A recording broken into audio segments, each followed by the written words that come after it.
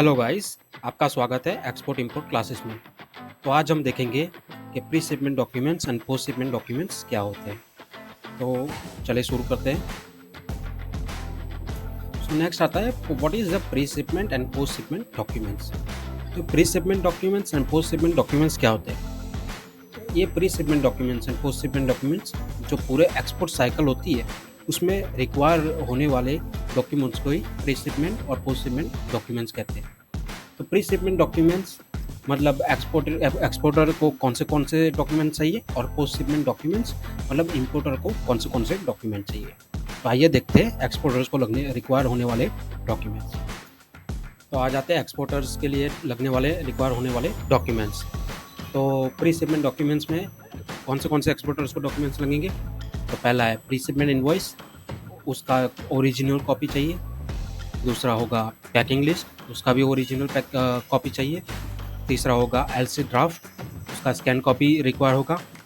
चौथा है insurance copy, जो लॉजिस्टिक के द्वारा फ्रेट फॉरवर्डर के द्वारा आपको प्रोवाइड किया जाएगा स्कैन कॉपी। तीसरा है शिपिंग बिल्स, वो भी लॉजिस्टिक के द्वारा आपको ओरिजिनल कॉपी भेजी जाएगी। और पांचवा है बिल ऑफ लेडिंग और एयरवे बिल्स। अगर आप पोर्ट से अपना वेसल भेज रहे हो, सेंड कर रहे हो, तो उसके लिए लगेगा बिल ऑफ लेडिंग, या प्लेन से भेज रहे हो, एयरवे से भेज रहे हो, तो एयरवे बिल की स्कैन कॉपी आपको फ्रेट फॉरवर्ड के द्वारा मिल जाएगी। तो आ जाते हैं पोस्ट शिपमेंट डॉक्यूमेंट में जो इंपोर्टर्स के लिए रिक्वायर होंगे। तो पहला तो होगा कॉमर्शियल इनवॉइस, उसकी ओरिजिनल कॉपी चाहिए होगी। दूसरा है पैकिंग लिस्ट, उसकी भी ओरिजिनल चलेगी। और तीसरा है एलसी ड्राफ्ट, उसकी स्कैन कॉपी भी चल सकती है। चौथा है इंश्योरेंस कॉपी। पांचवा है बिल ऑफ एंट्री एंड छठा है बिल ऑफ लेडिंग और एयरवे बिल्स। जो बिल ऑफ लेडिंग है या एयरवे बिल है, उसको आप सरेंडर करके भी स्कैन कॉपी से चला सकते हो। पर इन केस आपने सरेंडर नहीं किया है, एक्सपोर्टर ने आपका जो ये बिल है सरेंडर नहीं किया है, तो आप ओरिजिनल डॉक्यूमेंट्स आपको चाहिए होंगे।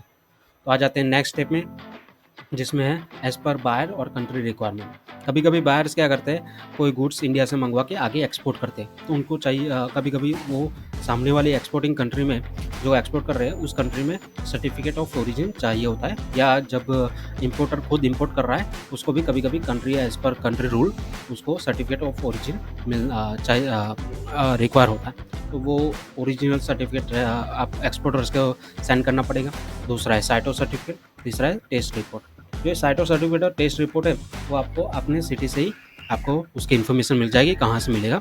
और तीसरा है सर्टिफिकेट ऑफ ओरिजिन, वो आपको कहीं से भी जो आपके चैम्बर है, जैसे कि स्पाइस बोर्ड चैम्बर, उसको अगर कोई स्पाइस एक्सपोर्ट कर रहा है तो स्पाइस बोर्ड चैम्बर से ही उसको सर्टिफिकेट ऑफ ओरिजिन मिल सकता है, या DGFT भी प्रोवाइड कर सकती है।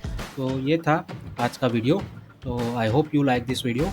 और कोई भी क्वेश्चन है तो आप कमेंट्स में पूछ सकते हैं, तो मैं उसका रिप्लाई करने के या आंसर करने के लिए पूरी कोशिश करूँगा। So thank you for watching this video.